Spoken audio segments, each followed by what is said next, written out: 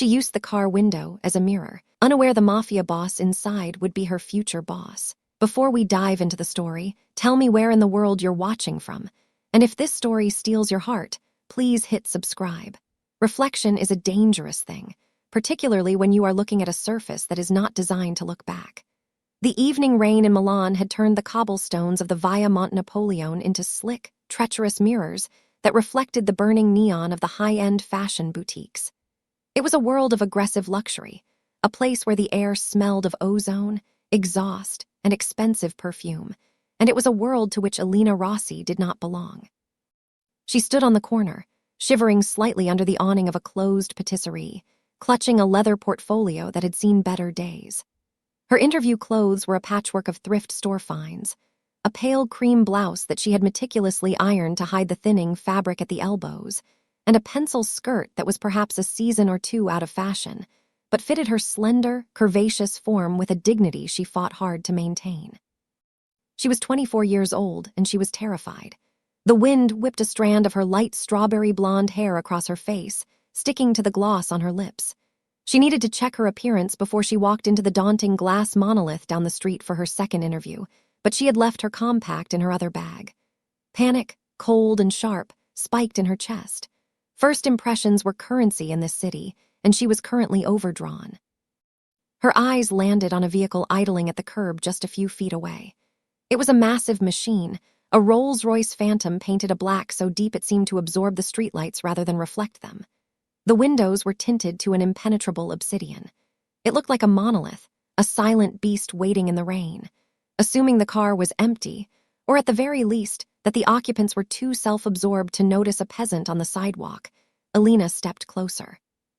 She used the dark glass of the rear passenger window as a makeshift mirror.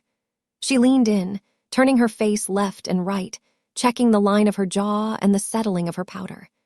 She used her pinky finger to wipe a smudge of lipstick from the corner of her mouth, then smoothed her eyebrows, practicing a smile that she hoped looked confident rather than desperate. She even did a little shimmy, adjusting the bust of her blouse to ensure it wasn't too revealing, oblivious to the fact that the tint was a one-way street. Inside the climate-controlled silence of the Phantom, Alessandro Morti sat perfectly still.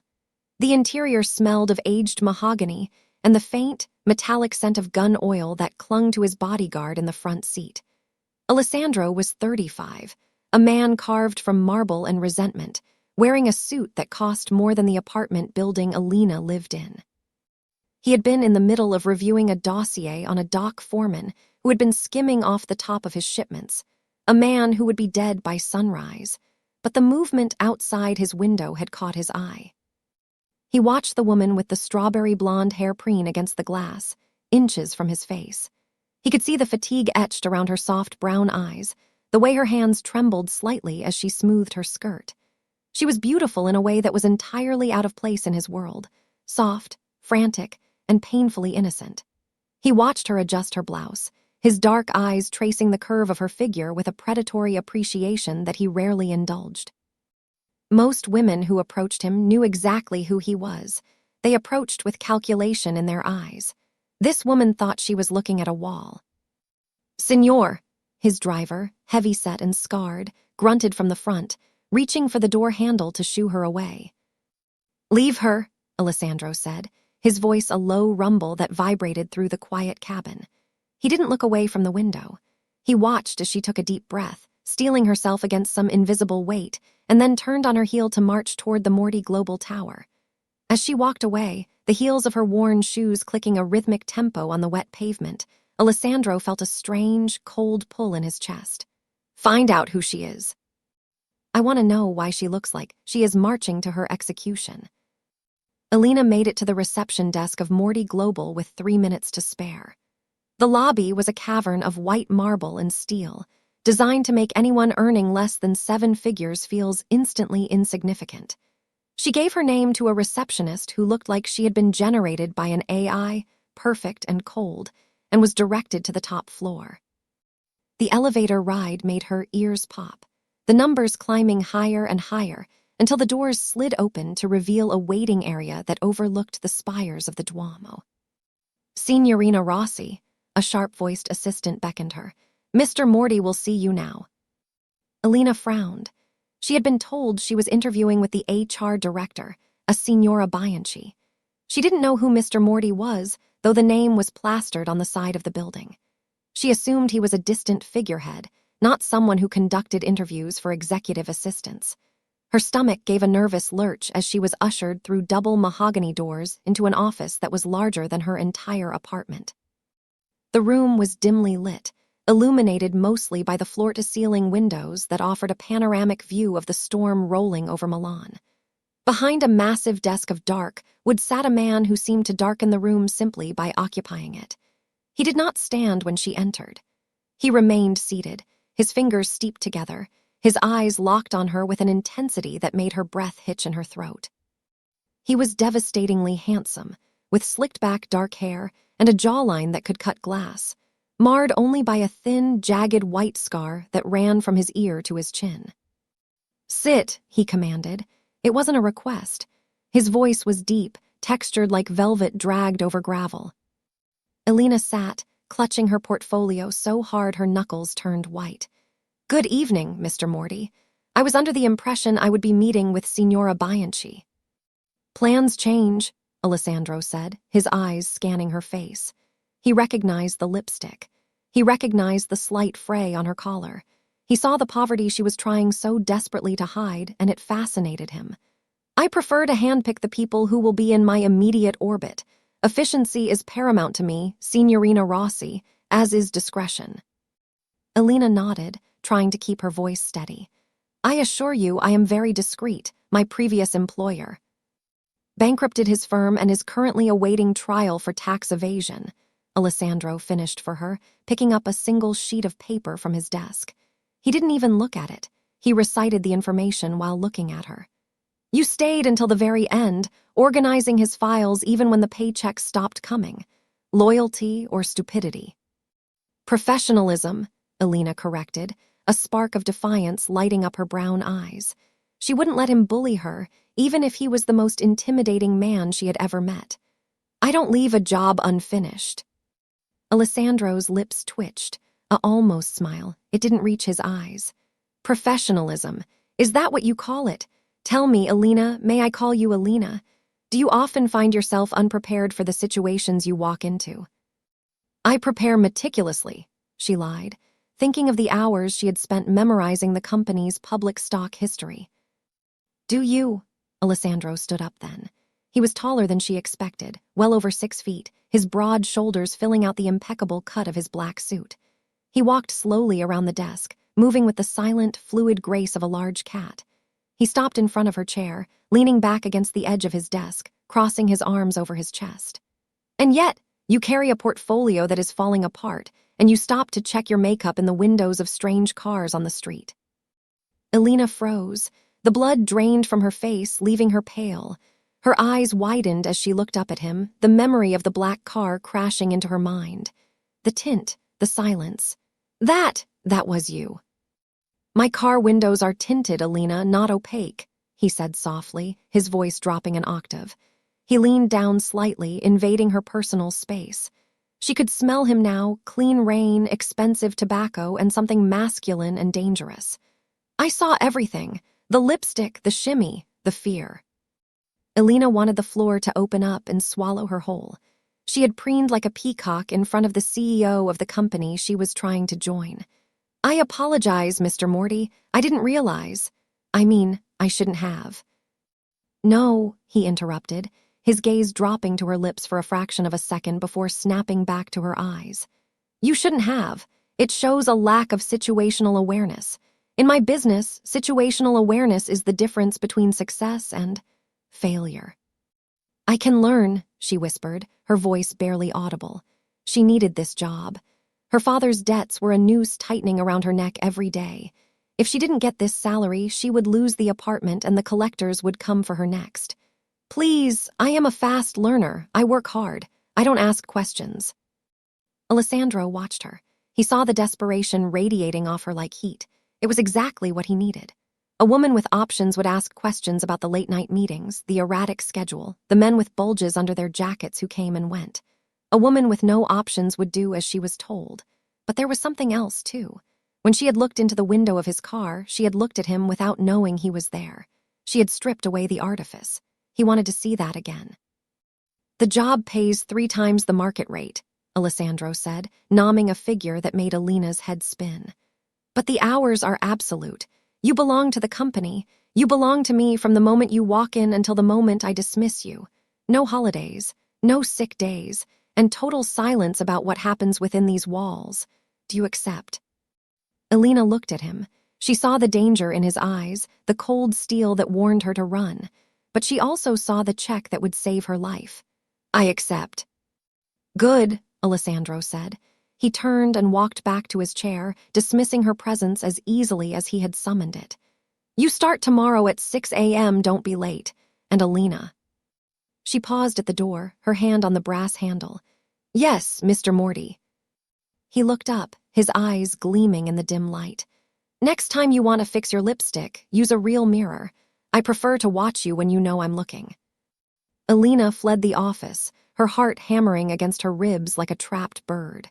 She had the job. She had the money. But as she stepped back out into the rainy Milanese night, she couldn't shake the feeling that she had just signed a deal with the devil himself. The weeks that followed were a blur of exhaustion and adrenaline. Alessandro Morty was not a demanding boss. He was a tyrant.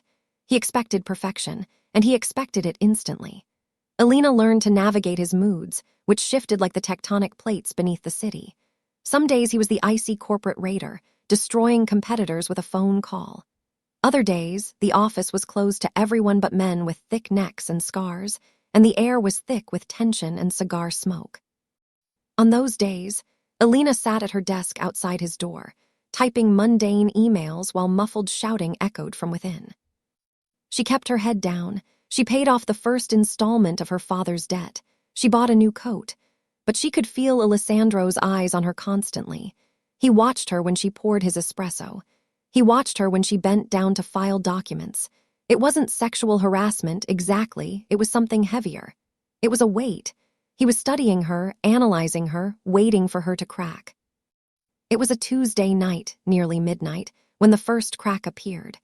Alina was the last one in the office, finishing up a report on a shipping merger in Genoa. The building was silent, the cleaning crews long gone. She was so focused on her screen she didn't hear the elevator ding, nor the heavy footsteps approaching her desk until a shadow fell over her keyboard. She looked up, expecting Alessandro, but instead found a stranger. He was short, balding, with a smile that looked like it had been greased with oil. He wore a suit that was too shiny and smelled of stale garlic. "Signorina Rossi," the man said, leaning his hands on her desk. "Working late, such dedication." "Can I help you?" Alina asked, reaching instinctively for the phone. "Mr. Morty is not seeing visitors." "Mr. Morty doesn't know I'm here," the man said, his smile widening. "I'm here for you, Bella, your father. He was a man of many talents, but mathematics wasn't one of them. The interest rates, you see, they fluctuate." Alina's blood ran cold. This was one of the creditors. How did he get into the building? The security downstairs was fortress level. "I paid the installment. I sent the wire transfer yesterday." "The principal, yes," the man said, reaching out to touch a lock of her hair. Alina recoiled, slamming her chair back against the wall. "But there are service fees. We need another 5,000 tonight." "I don't have it," Alina stammered, terrified. "Please leave. If you don't leave, I'll call the police." The man laughed, a wet, ugly sound. "The police? In Milan? Sweetheart, we own the police. Now, if you don't have the cash, perhaps we can work out a trade. You're a pretty girl." He started to come around the desk. Alina scrambled to get up, but she was trapped in the corner. She opened her mouth to scream, but before the sound could leave her throat, the double doors to Alessandro's office burst open. It happened so fast Alina's brain couldn't process the movements. One moment, the greasy man was reaching for her. The next, he was airborne. Alessandro had moved with a speed that defied physics. He grabbed the man by the back of his collar and his belt, lifted him effortlessly, and slammed him face first into the mahogany surface of Alina's desk. The sound of cartilage crunching was sickeningly loud in the silent office. "You," Alessandro snarled. his voice a low, guttural growl that sounded nothing like the CEO she knew. He pressed the man's face harder into the wood, twisting his arm behind his back until the man whimpered in agony. "You dare to enter my building? You dare to touch what is mine." "Mr. Morty," the man squealed, blood bubbling from his broken nose. I didn't know she was with you. It's just business, her father." "Her father is dead," Alessandro said, his voice dropping to a terrifying whisper. "And you will be too if you ever breathe in her direction again. Do you understand?" Yes, God, yes." Alessandro hauled the man up and dragged him toward the elevators like a sack of garbage. He threw him into the open car and pressed the button for the lobby. "Get out. If I see you in Milan after tonight, I will have you poured into the foundation of my next skyscraper." The doors closed, and silence returned to the office. Elena stood trembling against the wall, her hands clutching her chest. She had never seen violence like that. She had never seen a man look so terrifyingly comfortable with inflicting pain. Alessandro turned slowly to face her. His chest was heaving slightly, his eyes blown wide and black with adrenaline. He looked at her, really looked at her, and the mask of the CEO was gone. In its place was the Mafia Don, the predator, the killer.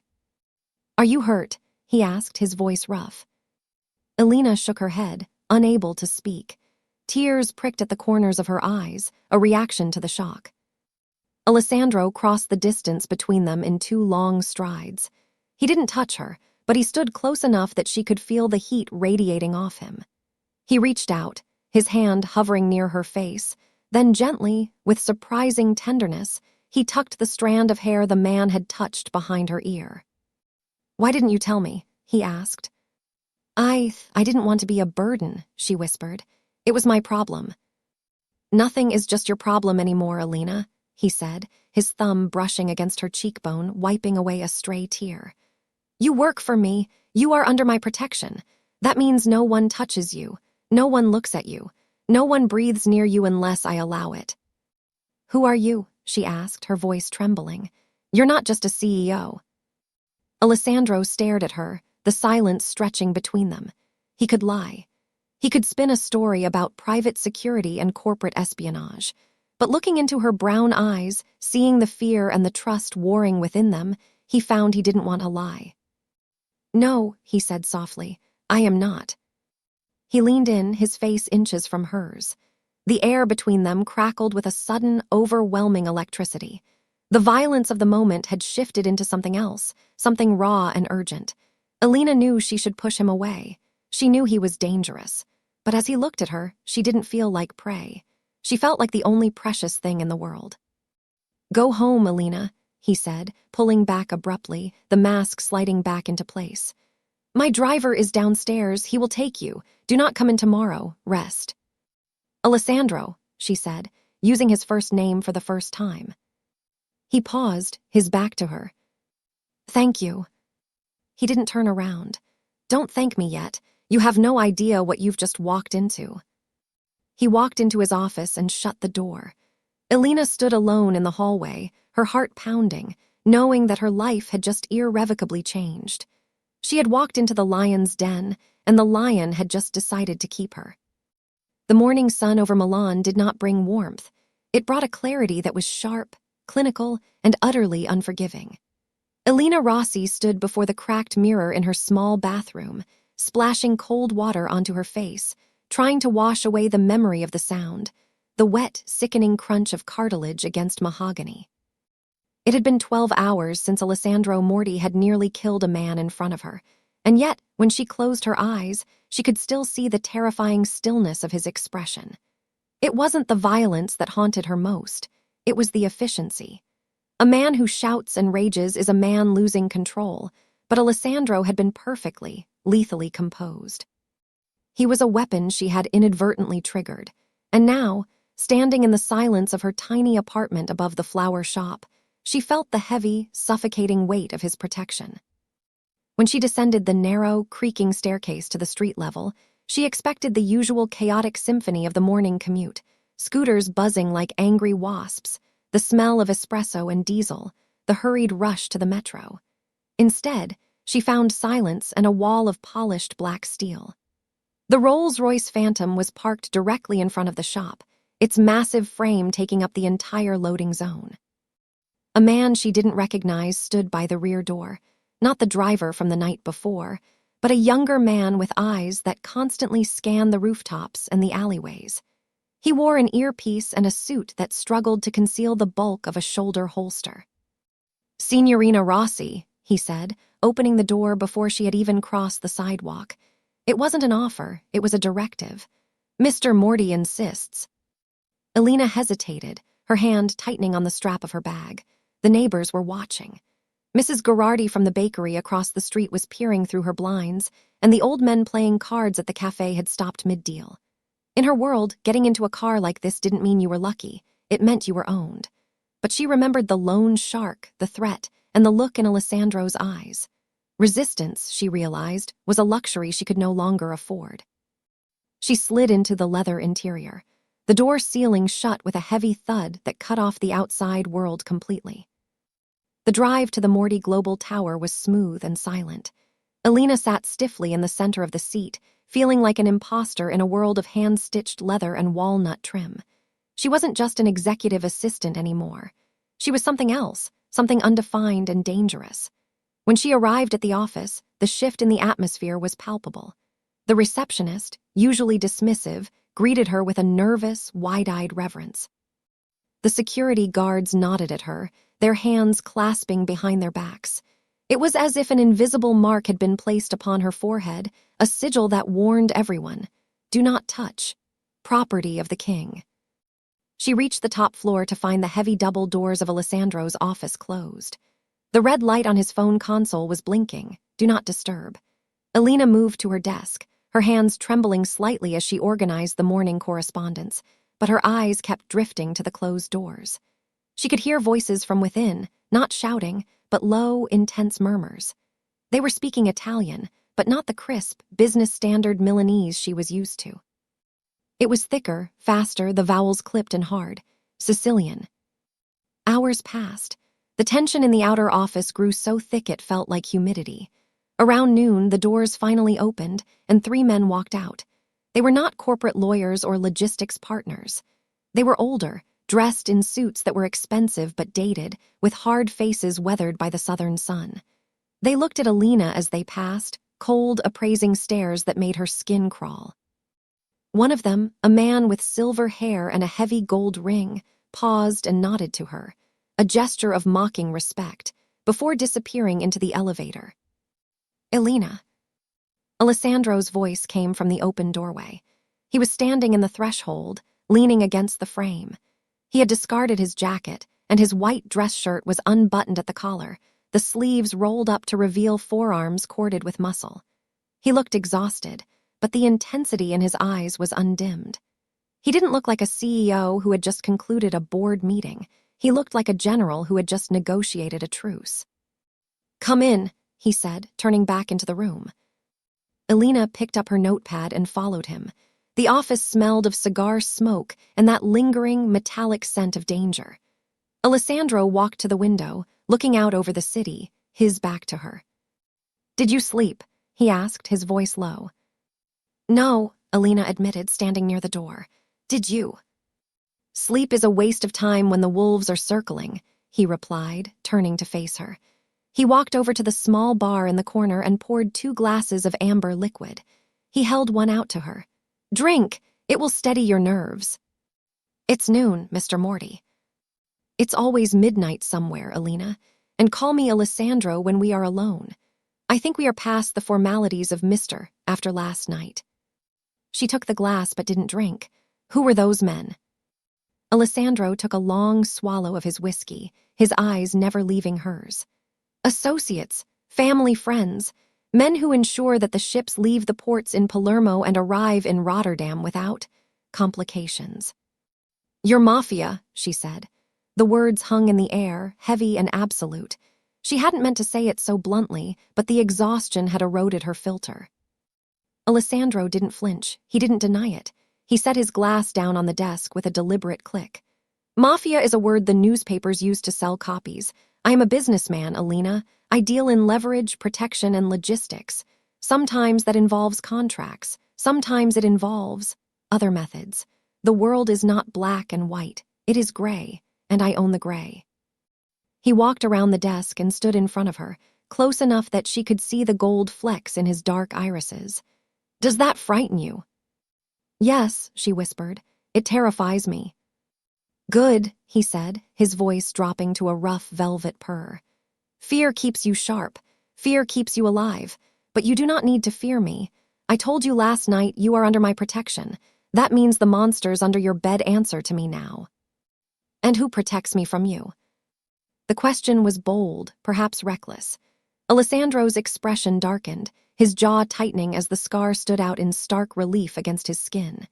He reached out, his hand hovering near her waist, the heat of his palm radiating through her blouse. For a moment, she thought he might be angry, but then a flicker of something else, something hungry and raw, passed through his eyes. That, he murmured, stepping closer until his thighs brushed against hers, is the only question that matters. The rest of the day passed in a blur of high-stakes tension.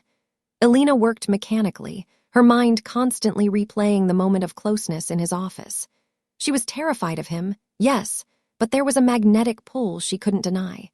He was power personified, and for a woman who had spent her life feeling helpless, the proximity to such absolute control was intoxicating.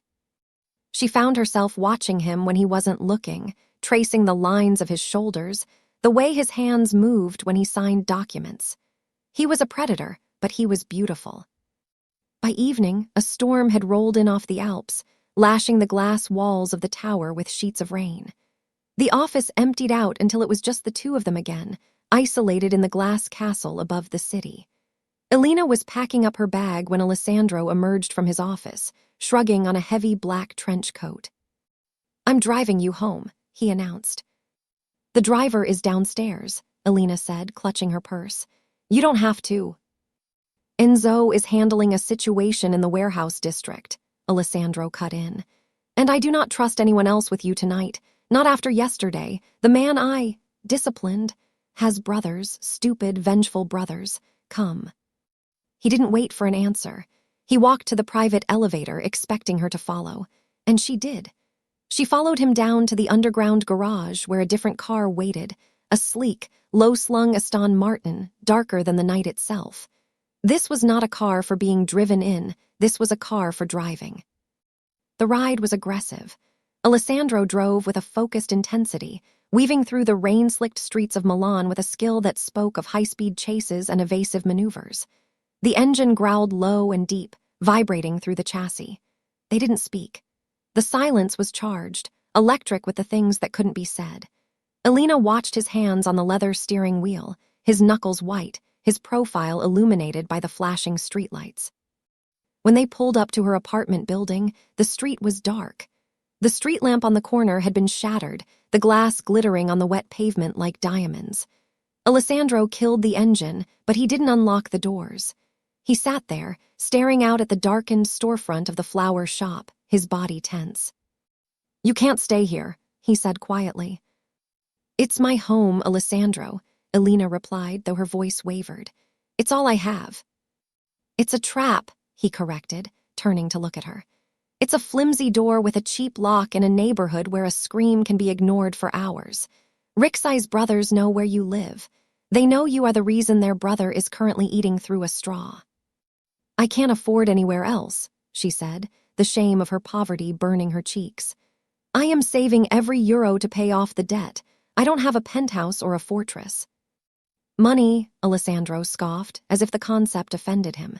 He unbuckled his seatbelt and shifted, turning his body fully toward her.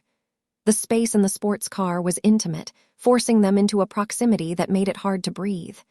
You think this is about money? I can buy this entire block and burn it down just to light a cigar. This is about safety, your safety. Why do you care? Elena cried out, the frustration finally bubbling over. I'm just an assistant. I'm a nobody who used your car window as a mirror. Why are you doing this? Because, Alessandro growled, reaching out to grasp her chin, his fingers firm and possessing. Because from the moment I saw you fixing your lipstick in that reflection, looking so desperate and so proud, I decided that I didn't want anyone else to look at you. Because you are mine, Alina." The declaration hung in the air, possessive and terrifying. Alina's breath hitched. She looked into his eyes and saw the abyss. He wasn't offering her a romance. He was offering her a cage, a gilded, safe, beautiful cage. And God help her, she wanted to step inside. "You don't own me," she whispered, a last weak attempt at defiance. "Don't I?" Alessandro challenged, his thumb tracing the curve of her lower lip, dragging it down slightly. "You work in my building. You ride in my cars. You breathe the air I allow you to breathe. And right now, the only thing keeping the wolves from tearing you apart is my hand on your skin." The distance between them evaporated. It wasn't a gentle closing of space, it was a collision. Alessandro surged forward, his mouth capturing hers with a hunger that bordered on violence. It wasn't a tentative first kiss, it was a branding. His lips were hard, demanding, tasting of whiskey and danger. One hand tangled into her strawberry blonde hair, tilting her head back to deepen the angle, while the other hand gripped her hip, pulling her against the center console, trying to drag her through the obstruction and into his lap. Alina gasped against his mouth, her hands instinctively flying up to push against his chest, but as her palms connected with the solid wall of muscle beneath his shirt, the push turned into a clutch. She grabbed his lapels, pulling him closer, her body betraying her mind. The kiss was fire and ice, a terrifying descent into a world she didn't understand but desperately craved. He tasted like power. He tasted like ruin. He groaned low in his throat, a primal sound that vibrated against her lips. He bit down on her lower lip, sharp enough to sting, before soothing it with his tongue. The kiss went on, devouring the oxygen in the small car, fogging the windows with their heat. Alina felt herself melting, her resistance crumbling like ash. She realized then that she had been waiting for this, waiting for someone strong enough to take the weight of the world off her shoulders, even if that someone was a monster. Alessandro broke the kiss abruptly, pulling back just an inch, his forehead resting against hers. His breathing was ragged, his eyes black and dilated. He looked at her swollen lips, the flush on her cheeks, and a look of dark triumph crossed his face. "Pack a bag," he commanded, his voice hoarse. "Alessandra." "Pack a bag, Alina," he repeated, his tone leaving no room for argument. "You are not sleeping here tonight. You are coming with me." "To where?" she asked, her voice trembling, her lips still throbbing from his kiss. "To where I can see you," he said, "to where no one can touch you but me." He opened his door and stepped out into the rain, rounding the car to open her door. He offered her his hand. It was a hand that had broken a man's face yesterday, a hand that signed million-dollar contracts, a hand that had just held her like she was the most precious, fragile thing on earth. Alina looked at his hand. She looked at the dark apartment building that held her past, her struggles, her loneliness. Then she looked at the man who stood in the rain, indifferent to the storm, waiting for her to choose. She reached out and placed her hand in his. As he pulled her out of the car and guided her toward the entrance of her building to collect her things, Alina knew there was no going back. The girl who had fixed her lipstick in the window was gone. She was walking into the darkness, hand in hand with the devil, and for the first time in her life, she didn't feel afraid of the dark. She felt like she was finally coming home. The drive to his penthouse was a blur. They ascended to the heights of Milan, to a fortress of glass and steel that looked down upon the Duomo. When the elevator doors opened directly into his living space, Alina was struck by the cold, masculine beauty of it. It was vast, modern, and lonely. "The guest room is down the hall," Alessandro said, closing the distance between them once more as the elevator doors slid shut, sealing them in. "But I have a feeling you won't be using it for long." He didn't touch her again, but the promise was there, hanging in the air like the static charge before a lightning strike. He walked to the window, staring out at his city, the king and his castle. Alina stood in the center of the room, clutching her meager bag of belongings, her heart pounding a frantic rhythm against her ribs. She was safe. She was terrified. She was his. The penthouse was not a home. It was an observation deck for a god who had grown bored with his creation. Elena Rossi had spent 3 days inside the sprawling, glass-walled fortress that sat atop the tallest spire of the Morty Global Tower, and the silence was beginning to fray her nerves. The air was filtered to a sterile purity, smelling faintly of lemon and ozone, a stark contrast to the dust and life of her old apartment above the flower shop. Here, the world was muted. The chaotic symphony of Milan, the trams, the shouting vendors, the distant sirens, was reduced to a silent, moving picture beyond the triple-paned, reinforced glass. She had every luxury imaginable at her fingertips. A chef who prepared meals she couldn't bring herself to eat, a wardrobe filled with silk and cashmere that Alessandro had ordered for her, and a security detail that stood like statues outside the elevator doors. But she did not have her freedom. Alessandro was a ghost in his own house. He would leave before she woke, his side of the massive bed she had refused to share, sleeping instead in the guest suite, untouched. He would return late, smelling of cigar smoke and the cold night air, his eyes dark with the weight of the empire he carried. He spoke to her in directives, checking on her safety with a clinical precision that bordered on obsession, but he kept his distance. It was a torture of proximity. He had kissed her with a fire that had nearly consumed them both in the car, branding her with a possessiveness that felt like gravity. But since crossing the threshold of this sanctuary, he had treated her like a rare artifact on display, precious, fragile, and not to be handled. On the fourth evening, the isolation broke. Elena was standing on the terrace, wrapping a cashmere shawl around her shoulders against the biting wind, watching the lights of the Duomo flicker in the distance. She heard the slide of the glass door behind her and the heavy, rhythmic tread of his footsteps. She didn't turn. She knew the cadence of his walk by heart now. It was the sound of authority approaching. "You should come inside." Alessandro's voice was a low rumble, competing with the wind. "The temperature is dropping." "I prefer the cold," Elena replied, her voice steady though her heart began to race. "At least it feels real. Everything inside is so controlled, so curated." Alessandro stepped up beside her, placing a glass of dark red wine on the stone balustrade. He was wearing a gray vest over a white shirt, his tie discarded, the top button undone to reveal the hollow of his throat. He looked tired, the lines around his eyes etched deeper than usual, but his presence was as magnetic as ever. "Control is necessary, Elena. Without control, there is chaos, and chaos gets people killed." "Is that why I'm here?" she asked, finally turning to look at him. "To be controlled? You've locked me in a tower, Alessandro. It's a very expensive tower, but it's still a prison." "It's a fortress," he corrected, picking up his own glass and taking a sip, his eyes scanning the horizon as if looking for threats in the clouds. "And you are here because the alternative is a funeral.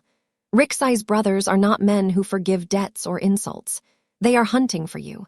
As long as you are here, you are invisible." "And how long do I stay invisible?" Elena challenged, stepping closer to him, drawn by the heat radiating from his body. "A week, a month, a year, what kind of life is this?" Alessandro turned to her then, his gaze dropping to her lips before snapping back to her eyes. The restraint in his jaw was visible, a muscle ticking rhythmically. "A safe one."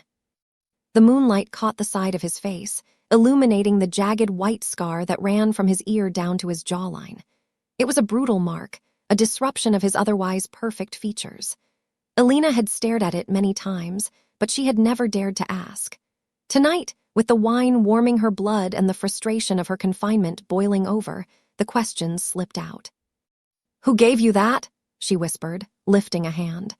She hesitated, then seeing he didn't pull away, she gently traced the line of the scar with her fingertips. His skin was rougher there, the tissue raised and hard. Alessandro stiffened at her touch, his breath hitching in his chest, but he didn't stop her. He leaned into her hand slightly, closing his eyes for a brief second before opening them again, eyes that were suddenly devoid of the steel walls he usually kept up. "My uncle," he said, the words falling like stones.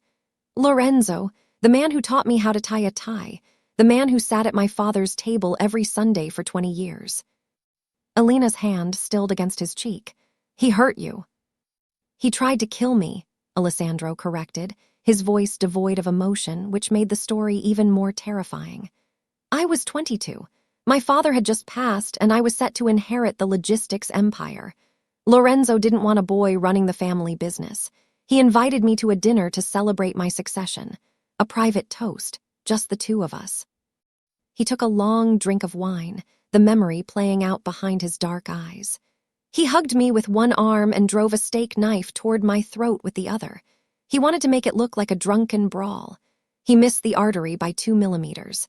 He carved this into me instead. Elena gasped, horror washing over her. What? What happened to him?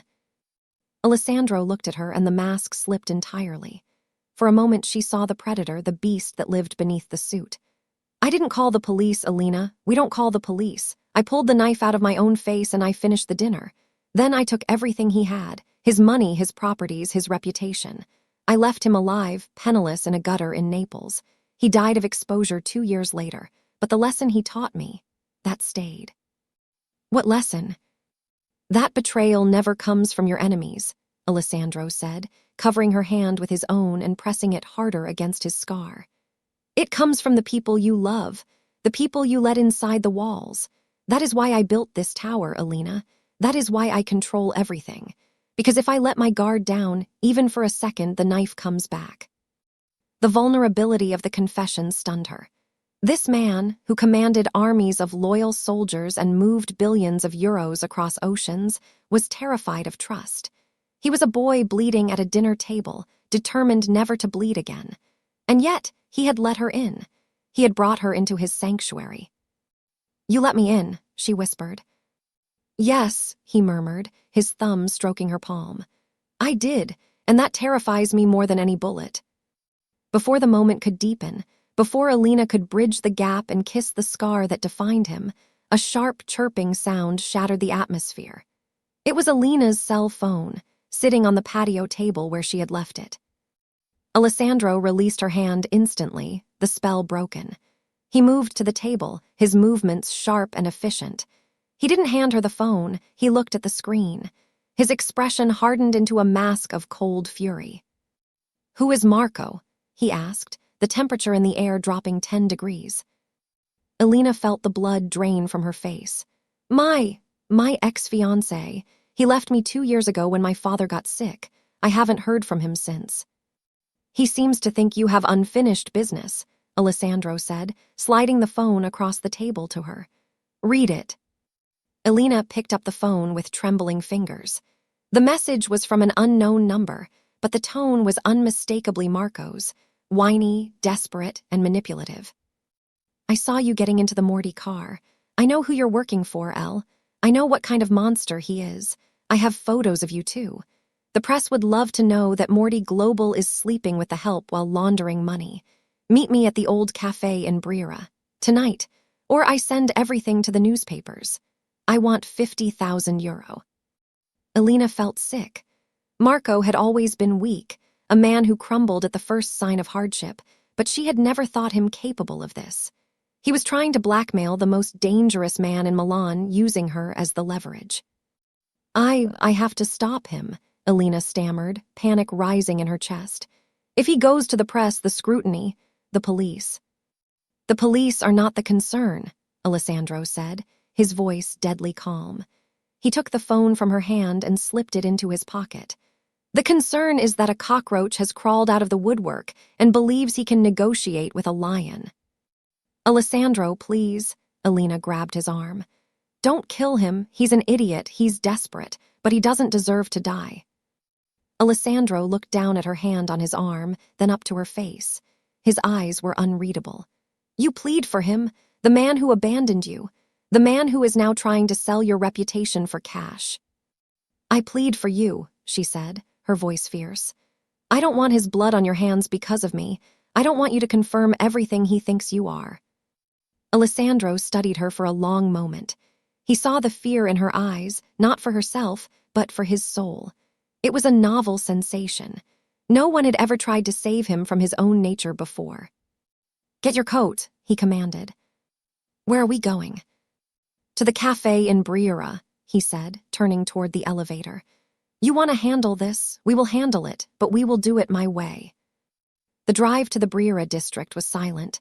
but the tension inside the Aston Martin was thick enough to choke on. Alessandro drove with one hand on the wheel, the other resting on the gear shift, radiating a lethal intent.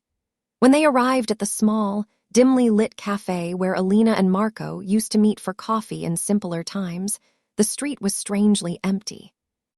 Alessandro's security team had already secured the perimeter.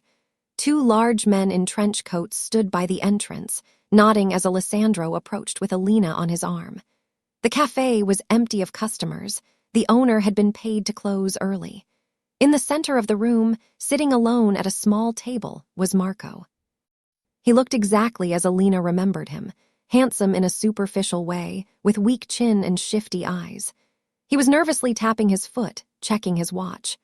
When the door opened, he stood up, a smug smile plastered on his face, expecting a terrified girl with an envelope of cash.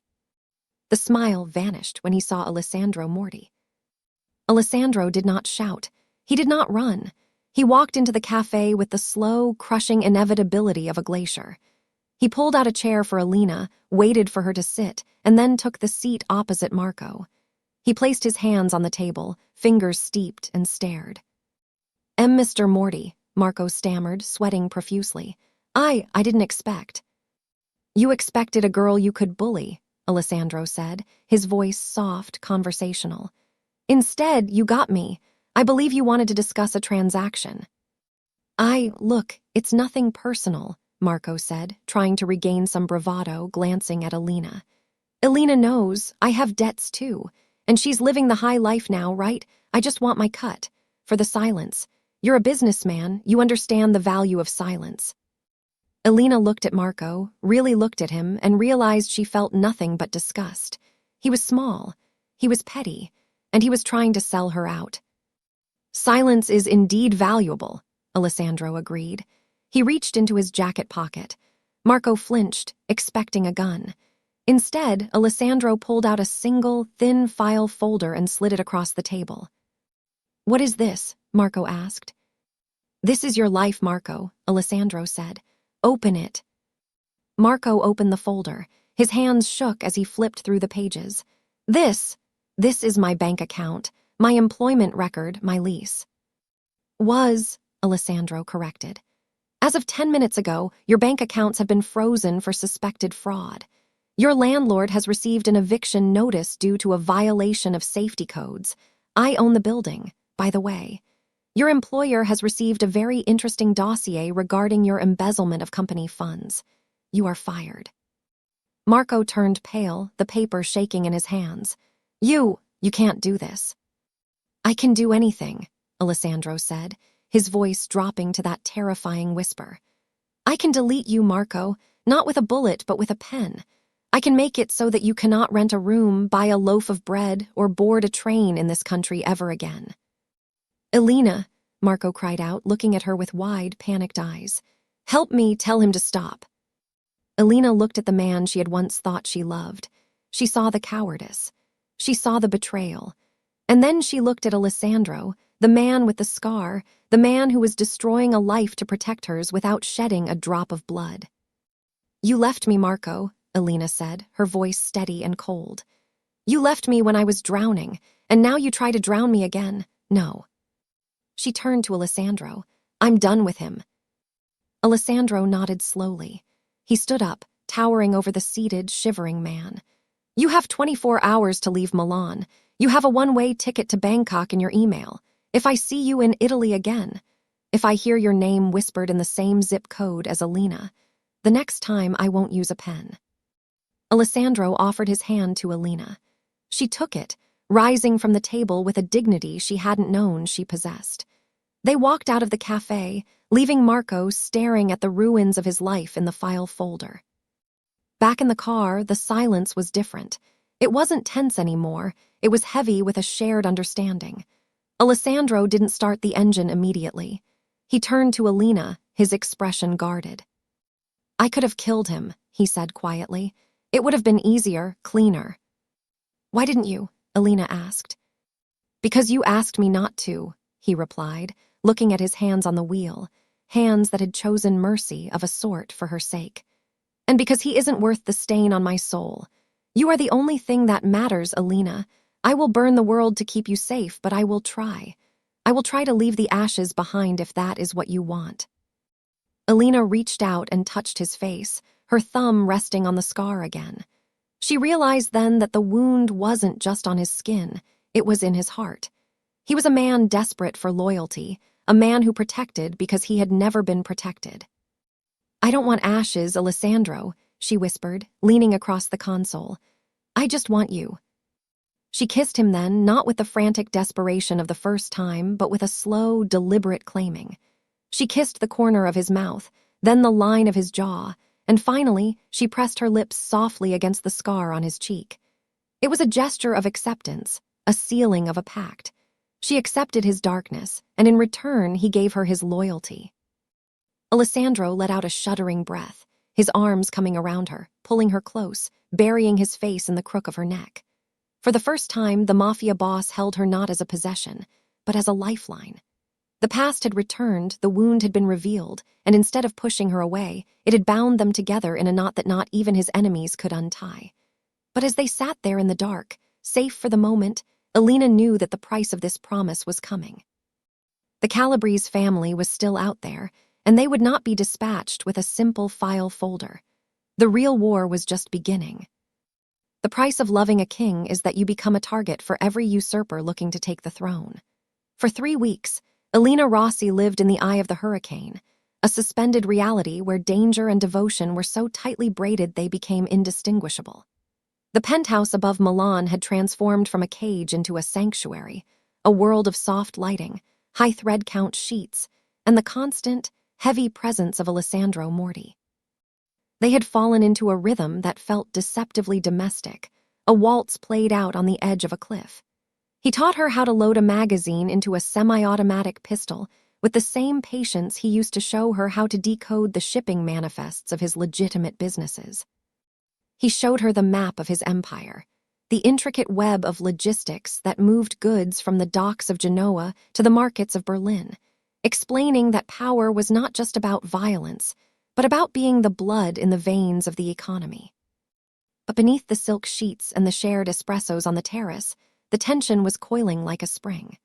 Alessandro was preparing for the single largest operation of his career, a massive shipment of high-tech components coming in from Shanghai, a deal that would legitimate his hold on the northern logistics corridor and push the rival Calabrese family out of the market permanently. It was the crown jewel, a move that would wash his money clean and secure his legacy. He was working 18-hour days, his phone buzzing with encrypted messages, his eyes dark with the strain of holding the world on his shoulders. Yet, no matter how late he returned, he always came to her. He would slide into bed, his body cold from the Milanese night, and pull her against him as if she were the only anchor keeping him from drifting into the abyss. It was a Thursday, the day the shipment was scheduled to dock, when the phone call came. Alessandro had left before dawn, leaving a note on the pillow that simply read, "Stay inside. Tonight we celebrate." Alina was in the library, trying to distract herself with a book she couldn't focus on, when the landline rang. It was a strange, archaic sound in the high-tech fortress. The landline was only for emergencies or specific vendors. She picked it up. Pronto. "Signorina Rossi." The voice was old, trembling, and thick with tears. "This is Giovanni, the caretaker at the Cimitero Magyar. I am so sorry to disturb you." Alina's heart skipped a beat. Her mother was buried in the Magyar. Giovanni had been the one to plant the hydrangeas she loved. "Giovanni, what is it? Is everything all right?" It is a desecration, Signorina," the old man wept. "Vandals, they came in the night, your mother's stone. They smashed it. They painted terrible things. I thought you should know before the public sees it. I am trying to clean it, but..." A cold rage, entirely unlike anything Alina had ever felt, washed over her. Her mother had been a saint, a woman who worked herself to death to give Alina a chance at life. Her grave was the only holy place Alina had left. To hear it had been defiled was a violation that overrode her survival instincts. "I'm coming," she said, her voice shaking. "No, Signorina, please, it is messy." "I said I am coming." She slammed the phone down. She knew the rules, stay inside. Never leave without the primary detail. But the primary detail was with Alessandro at the port. He had taken his best men to oversee the shipment. Left guarding the penthouse were 2 junior associates, men she knew by name, Marco, a different Marco, and Luca. She stormed out to the elevator foyer. "I need a car, now." "Signorina Alina," Luca stepped forward, his hand raised in a placating gesture. "Mr. Morty's orders are strict. You are to remain." "My mother's grave has been destroyed," Alina snapped, her brown eyes flashing with a ferocity she had learned from Alessandro. "I am going to see it.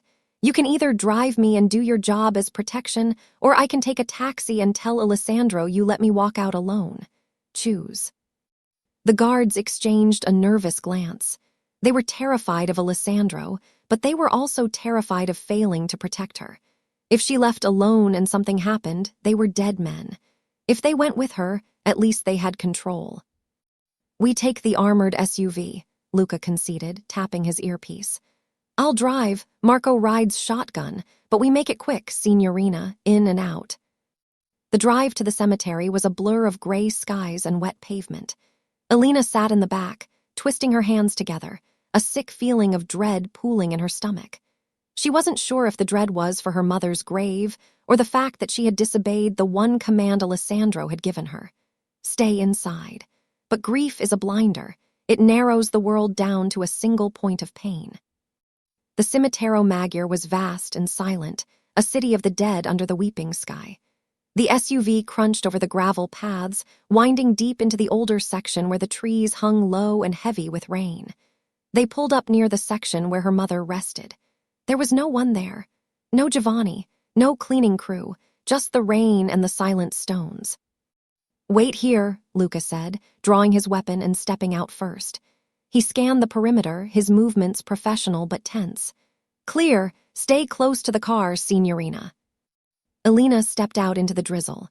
She ran toward her mother's plot, her breath catching in her throat. She expected to see shattered marble, spray paint, ruin. But the grave was pristine. The stone was untouched. The hydrangeas were blooming, heavy with water droplets. There was no vandalism. A chill that had nothing to do with the weather seized her spine. She stopped dead, the silence of the cemetery suddenly screaming at her. It's a trap. The realization hit her with the force of a physical blow. Giovanni hadn't called, or if he had been forced to. "Luca," she screamed, turning back to the car. "Get back in." It was too late. From behind the mausoleums that lined the path, figures emerged like shadows detaching from the stone. They didn't shout. They didn't run. They raised suppressed submachine guns and opened fire. The sound was a terrifying, rhythmic thwip-thwip-thwip that tore through the air. Alina watched in horror as Marco, the guard by the passenger door, jerked violently and collapsed, red blooming on his chest. Luca spun around, raising his gun, but a second volley took him in the legs and then the chest. He fell against the hood of the SUV, sliding down to the gravel. Alina scrambled backward, slipping on the wet grass, her hands grasping at the mud. She was unarmed. She was alone. A man stepped out from behind a large angel statue. He was tall, wearing a tailored navy suit that seemed impervious to the rain. He held a pistol casually at his side. It was Dante Calabrese, the eldest son of the rival family. He had the face of a Roman senator and the eyes of a shark. "Signorina Rossi," he said, his voice smooth and cultured. "You are harder to flush out than a fox, but everyone has a weakness. For the sentimental, it is always the dead mother." Alina scrambled to her feet, ready to run, but 2 more men appeared behind her, grabbing her arms. She struggled, kicking and screaming, but their grip was iron. "Don't worry," Dante said, holstering his weapon and pulling out a phone. "We aren't going to kill you, not yet. You are much more valuable as a conversation piece." He dialed a number and put the phone to his ear, his eyes locked on Alina's terrified face. "Let's see what the King of Milan is willing to trade for his queen." At the port of Genoa, the air smelled of salt, diesel, and rust. Alessandro Morty stood inside the control tower of the private container terminal, watching the massive crane lower the first container from the Empress of Asia. This was it. 2 years of planning, bribes, and negotiations, culminating in 20 tons of high-grade processors that would bypass every tariff and sanction in the book. It was worth €300 million. It was the future of the Morty family. The atmosphere in the room was celebratory. His lieutenants were smiling, clapping each other on the back. Even Enzo, his stoic head of security, looked pleased. Then Alessandro's personal phone rang. Not the business line, the private line. The one only Alina and 3 other people had. He answered it on the first ring, expecting Alina's voice, perhaps apologizing for calling during work. Alessandro. The voice on the other end was not Alina. It was Dante Calabrese. The world stopped. The noise of the port, the clanking of the cranes, the chatter of his men, it all vanished into a vacuum of absolute silence. Alessandro's hand tightened on the phone until the plastic creaked. "Where is she?" Alessandro asked. His voice was not loud. It was a void devoid of all humanity. "Safe," Dante replied. "For the moment, she is with me. We are taking a little drive. She is very spirited, Alessandro. I can see why you kept her." Alessandro turned to the window, looking down at the container, his €300 million future suspended in midair.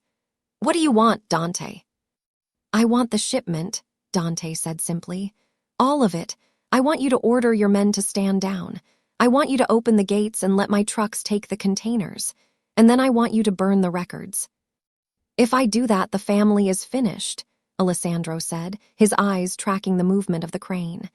"The investors will turn on me. The government will close the loop. It is suicide." "Perhaps," Dante mused. "But if you don't, I will send you Alina in pieces.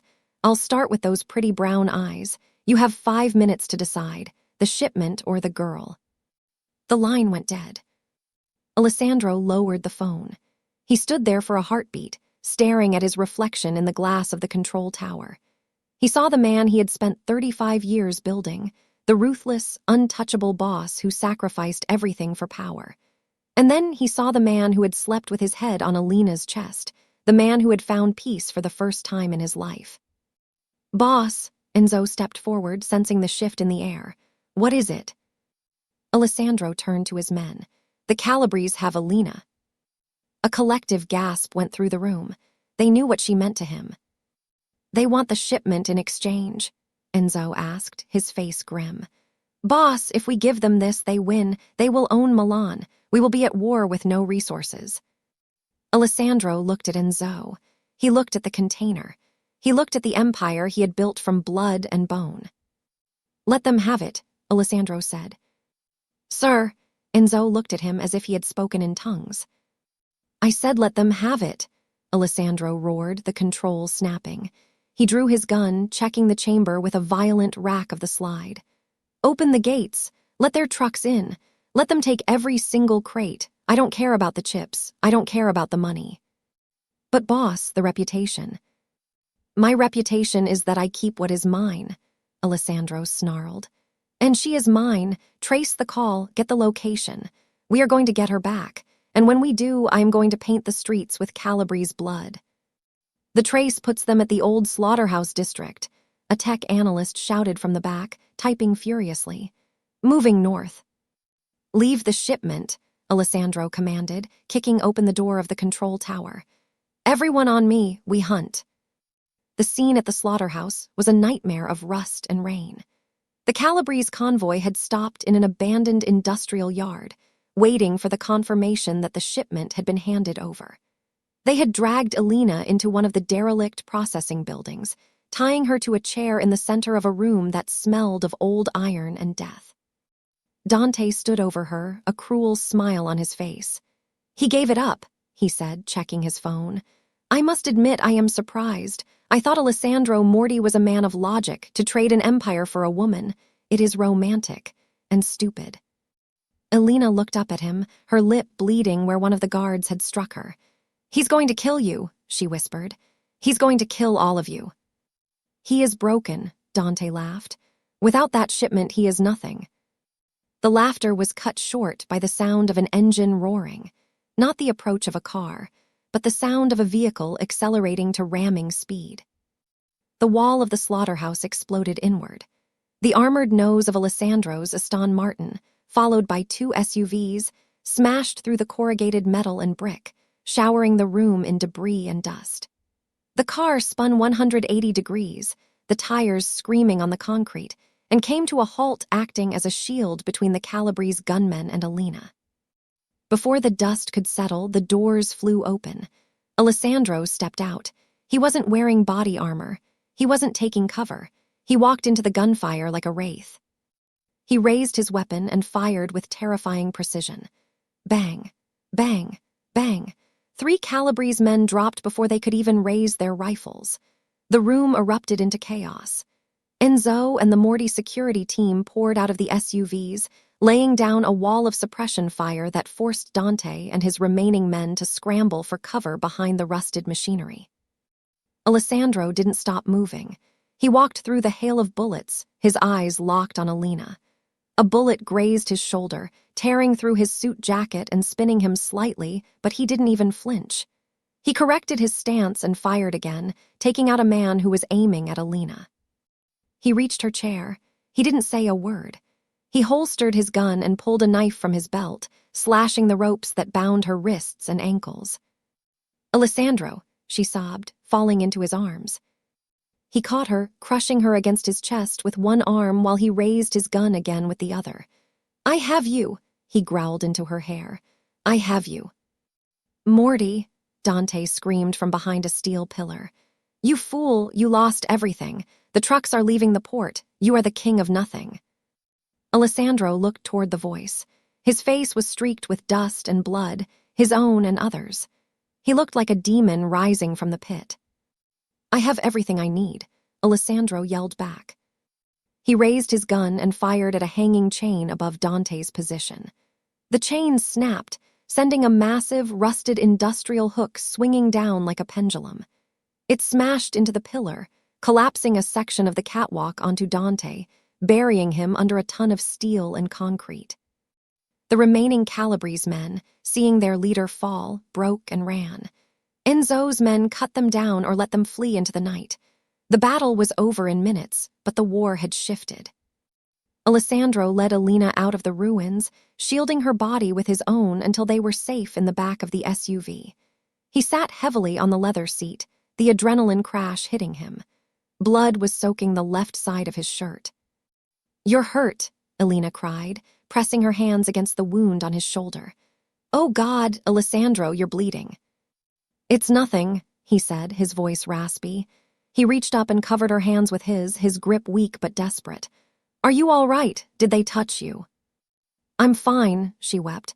"But the shipment, Dante said you gave it up. He said you gave them everything." Alessandro looked out the window as the SUV sped away from the slaughterhouse. In the distance, toward the port, he could see the faint glow of the city. He knew what was happening. The Calabrese trucks were driving away with his fortune. His investors would be calling within the hour, demanding blood. His enemies would smell weakness. The empire he had built was cracking, the foundation turned to sand. He turned back to Alina. He saw the tears on her face, the love and the guilt warring in her eyes. He realized that for the first time in his life, he wasn't thinking about the next move, or the profit margin, or the leverage. "I didn't give them everything," he said softly, lifting her hand to his lips and kissing her knuckles, staining them with his blood. "I kept the only thing that couldn't be replaced." Alina buried her face in his neck, sobbing uncontrollably. She understood the magnitude of what he had done. He had bought her life with his legacy. He had chosen her over the crown. But as the convoy sped back toward the uncertain safety of the penthouse, the reality of the situation began to settle in. The promise had been kept, but the price had been paid. The Morty Empire was bleeding. The wolves were not just circling anymore, they were inside the gates. And Alina knew with a terrifying clarity that she was the reason the king was falling. The romance had been earned, but the reckoning was far from over. They were alive, but they were at war with the world, and this time they had nothing left to lose but each other. The fog on Lake Como did not drift, it clung. It sat heavy and white upon the black water, shrouding the world in a ghostly silence that felt less like peace and more like a held breath. The safe house, A stone villa that had belonged to the Morty family for 3 generations was invisible from the road and indistinguishable from the mist on the water. Inside, the fire in the great hearth had burned down to embers, casting long, dancing shadows against the walls where Alessandro Morty sat in a leather wingback chair, his shirt off, a glass of whiskey resting on his knee. Alina knelt beside him, her hands steady as she applied a fresh dressing to the furrowed wound on his shoulder. The bullet from the slaughterhouse had missed the bone, but it had torn through muscle and pride alike. Alessandro did not wince as she tightened the bandage. He stared into the dying fire with eyes that were terrifyingly empty. He was a king in exile, a man who had traded his crown for a life, and now sat in the ashes of his empire calculating the cost. The silence between them was thick, not with tension, but with a shared, heavy understanding of what had been lost. The shipment was gone. The Calabrese family, now led by Dante's vengeful younger brother Stefano, was parading their victory through the underworld of Milan. The investors were calling in debts. The wolves were not just at the door, they were inside the house, eating off the table. "It is finished," Alessandro said, his voice a low rumble that barely disturbed the silence. He took a sip of the whiskey, the amber liquid catching the firelight. "Enzo tells me the Calabrese have moved the containers to a holding facility in Turin. They are already negotiating with the buyers in Shanghai. By Monday, they will have the capital to buy out my logistics routes. By Friday, Morty Global will be a shell company." Alina taped the gauze down, her fingers lingering on his skin. She could feel the tension radiating off him, the coiled violence of a man who knows he has been cornered. But as she looked at him, she didn't see defeat. She saw a man who had forgotten the other half of his own equation. He was a warrior, yes, but he was also a CEO. He had built his empire on violence, but he sustained it with logistics. "They have the containers," Alina said softly, standing up and walking to the heavy oak table where Alessandro's laptop sat open, casting a blue glow on the scattered maps and files. "But they don't have the product. Not really." Alessandro turned his head, his brow furrowing. "They have 20 tons of high-grade processors, Alina. Physical possession is 9/10 of the law, especially in our world." "They have hardware," Alina corrected, her fingers hovering over the keyboard. She wasn't the frightened girl in the frayed skirt anymore. The fire that had forged Alessandro had tempered her, too. She typed in a command, accessing the Morty Global backend, the legitimate, boring, bureaucratic side of the business that the gunmen and gangsters always ignored. But these chips, they are useless without the proprietary firmware keys. The buyers in Shanghai aren't paying for silicon, they are paying for the data integration. Without the keys, those chips are just expensive sand. Alessandro stood up slowly, ignoring the pain in his shoulder. He walked to the table, looking over her shoulder. "The keys are on the server in the main tower. The Calabrese will have cracked it by now." "No," Alina said, looking up at him, a fierce intelligence burning in her brown eyes. "Because I moved them. While you were driving us here, while I was sitting in the back of the SUV crying. I wasn't just crying. I logged into the admin portal from my phone. I transferred the encryption keys to a localized drive. This drive." She tapped the laptop. "I also flagged the shipment manifest as hazardous biowaste in the European Union Customs database. If they try to move those containers across any border, or even open them for inspection without the hazmat clearance codes I generated, the system will automatically alert Interpol to a potential biological threat." Alessandro stared at her. For a moment, he was speechless. He had spent his life thinking in terms of bullets and leverage, of territory and blood. He had forgotten that in the modern world, a keystroke could be deadlier than a knife. The Calabrese were sitting on a fortune they couldn't sell and couldn't move, and they didn't even know it yet. "You trapped them," Alessandro whispered, a slow, dark smile spreading across his face, the first genuine smile she had seen in days. "You let them steal a bomb." "I bought us time," Alina said, standing to face him. "They will figure it out eventually, but right now they are confused, they are frustrated, and greedy men make mistakes when they are frustrated." Alessandro reached out, cupping her face in his hands. He looked at her not as a possession to be protected, but as a partner to be reckoned with. "They think I am weak. They think I am bleeding out in a hole somewhere, finished." Then let them think it, Alina whispered, leaning into his touch. Let them believe they have one. Invite them to the table to accept your surrender. And when they come to carve up the carcass, we kill them all, Alessandro finished, the steel returning to his voice. The plan was dubbed the Vespers, a historical nod to a Sicilian rebellion, though Alina simply called it the board meeting. It was madness on paper. Alessandro sent a message to Stefano Calabrese and the heads of the 3 other major families who had sensed blood in the water. The message was humble, defeated. It offered a full capitulation, the transfer of Morty Global's remaining assets and roots in exchange for safe passage out of Italy for Alessandro and Alina. The meeting was set for midnight at an abandoned textile factory on the outskirts of Milan, neutral ground, vast and echoing, a cathedral of rust. It was the kind of place where empires ended. On the night of the meeting, the rain had stopped, leaving the air crisp and cold. Alessandro dressed not in combat gear, but in his finest suit, a bespoke charcoal 3-piece that cost more than most cars. He groomed himself with meticulous care, shaving around the scar on his jaw, slicking back his hair. He looked every inch the corporate king, untouched by the grime of war. Alina dressed to match him. She wore a black silk dress that was severe and elegant, high-necked and long-sleeved, with a slit that allowed for movement. She wore her strawberry blonde hair pulled back in a tight chignon. She looked like a queen in mourning. "You don't have to come inside," Alessandro said as they stood by the car, the looming silhouette of the factory ahead of them. Enzo and the remaining loyal soldiers were already in position, hidden in the shadows of the catwalks, ghosts in the machine. "I can end this alone." "No," Alina said, checking the tablet she held in her clutch.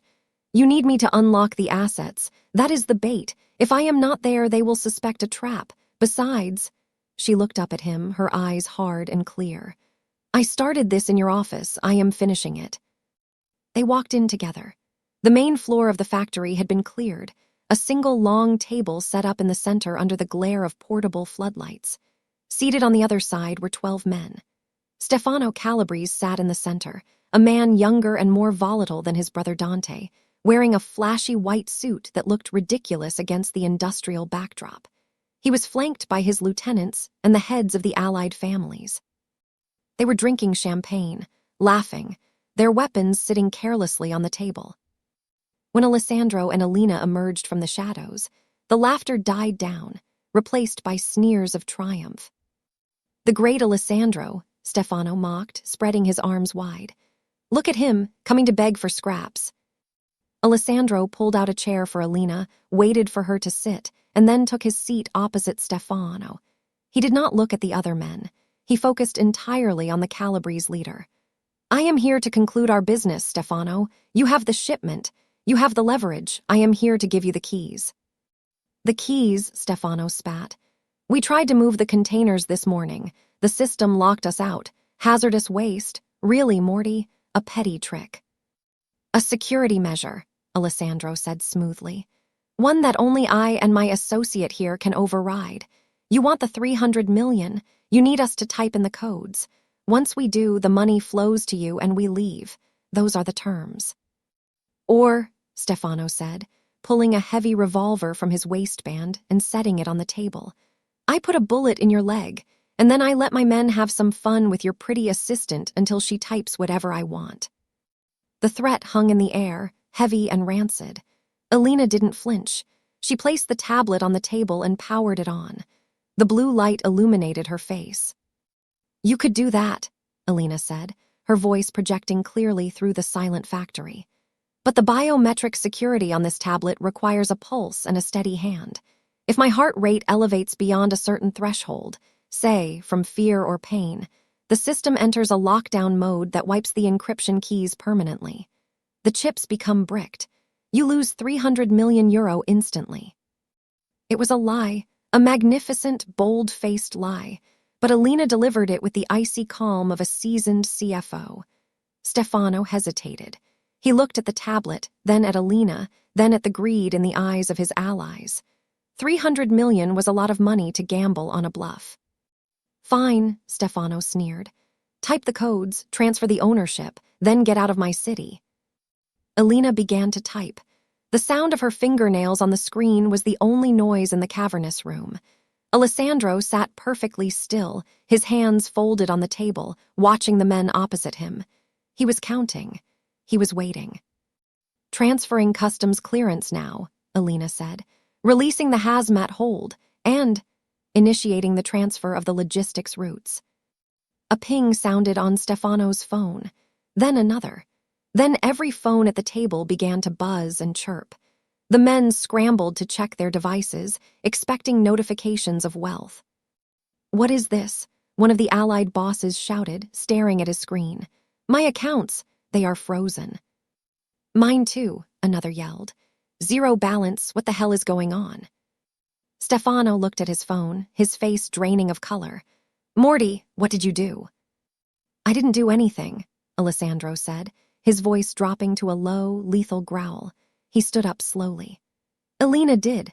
She didn't transfer the assets to you, Stefano. She transferred your assets to a holding account controlled by the Italian fiscal guard, and she just pinged your GPS location to the police commissioner, along with a digital confession of your involvement in the port theft." "You bitch!" Stefano screamed, raising his revolver. "Now," Alessandro said. The lights in the factory cut out, plunging the room into absolute darkness. For a second there was chaos, shouts, the sound of chairs scraping, the frantic clicking of weapons. Then the muzzle flashes began. From the catwalks above, Enzo and the security team opened fire. It was not a battle, it was an execution. The shots were controlled, precise bursts directed into the cluster of men at the table. Alessandro had moved the instant the lights died, tackling Alina to the floor, covering her body with his own as the air above them filled with lead. Alina pressed her face into the concrete floor, the sound of the gunfire deafening, vibrating through her chest. She felt Alessandro's weight on top of her, a solid, immovable shield. She heard screams, then silence, then the wet thud of bodies hitting the ground. It lasted less than 30 seconds. "Clear," Enzo's voice rang out from the darkness. The floodlights flickered back on. The scene at the table was a gruesome tableau of justice delivered in 9. Stefano Calabrese lay slumped over the table, his white suit ruined. The other bosses were scattered on the floor.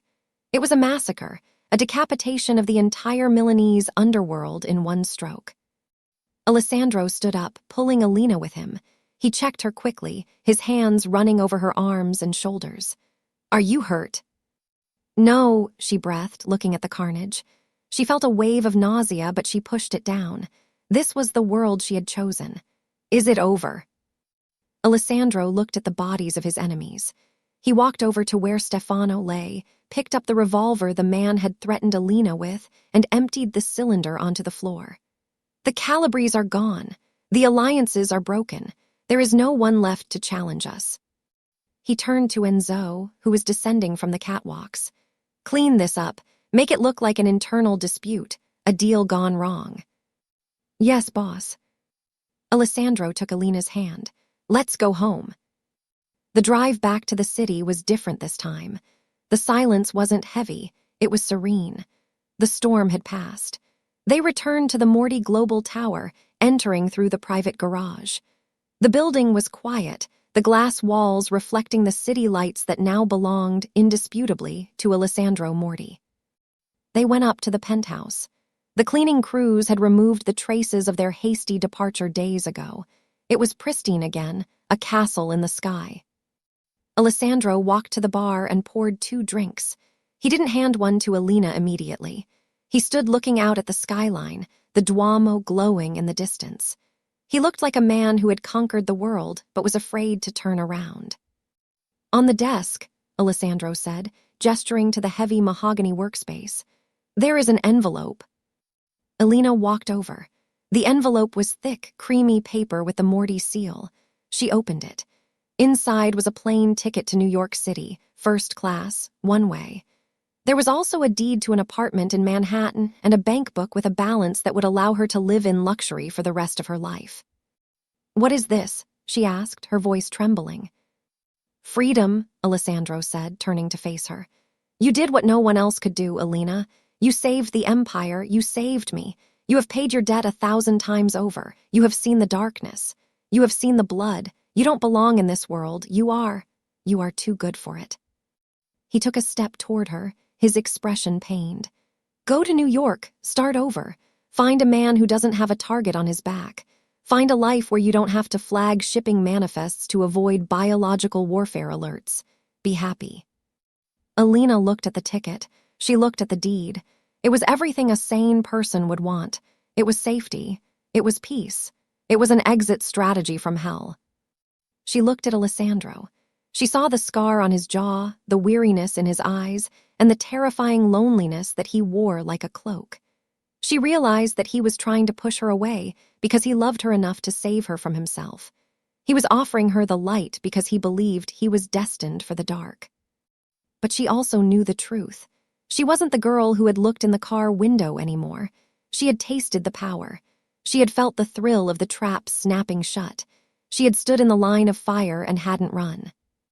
Alina walked over to the fireplace, where a low gas flame flickered. Alina! Alessandro watched her, confusion clouding his features. She held the envelope over the flames. No, Alessandro started forward. Alina, don't. She dropped it. The paper curled, blackened, and burst into flame. The ticket to New York, the deed, the escape, it all turned to ash in seconds. Why? Alessandro asked, his voice cracking. Why would you do that? Alina turned to him. She walked across the room until she was standing toe-to-toe with him. She reached up and placed her hands on his chest, feeling the steady, strong beat of his heart. Because I don't want to be safe, she said, her voice clear and strong. I don't want a man who is easy. I want the man who burned the world to keep me warm. You said I was yours, Alessandro. You don't get to give me back. Alessandro stared down at her, searching her face for any sign of regret, any sign of fear. He found only devotion and a reflection of his own ruthless ambition. It will never be safe, he warned her, his hands coming up to grip her waist. There will always be another enemy, another war. Then we will fight them, Alina said. Together, you run the streets, Alessandro. I'll run the books, you be the king, I'll be the queen, but I am staying right here. Alessandro let out a sound that was half laugh, half sob. He pulled her into him, burying his face in her hair, holding her with a desperation that had finally found its answer. He kissed her, not with the violence of the past, but with a deep, soulful reverence. It was a vow sealed in breath and skin. They moved to the window, standing together against the glass, looking out over Milan. The city sprawled below them, a grid of light and shadow, chaos and order. In the reflection of the window, they saw themselves. The Mafia boss in his tailored suit, the scar on his jaw a testament to his survival. And beside him, the woman with the strawberry blonde hair, no longer fraying at the edges, but standing tall, her hand resting possessively on his arm. They were monsters, perhaps. They were certainly sinners. But as the sun began to crest over the horizon, painting the sky in shades of blood and gold, they knew one thing for certain. They were untouchable. Alessandro Morty tightened his arm around his wife-to-be, and for the first time in 35 years, the king of Milan didn't check the exits. He was exactly where he belonged.